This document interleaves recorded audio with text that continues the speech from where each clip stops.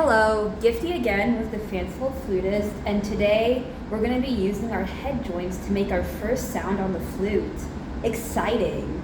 So what I'm going to do is I'm going to take my head joint right here, and I'm going to bring it up to my mouth. I'm going to nestle it right under my lower lip, and I'm going to make sure that I have sort of an area where I can blow a focused stream of air. And our first note today will be, well, an A, but we're going to be doing the lower A. So the way I'm going to play the lower A is I'm going to cover my hand, the end of my head joint with the hand, and then I'm going to just blow that focused stream of air. Do it with me. 1, 2, 3. Very good. Okay, thank you.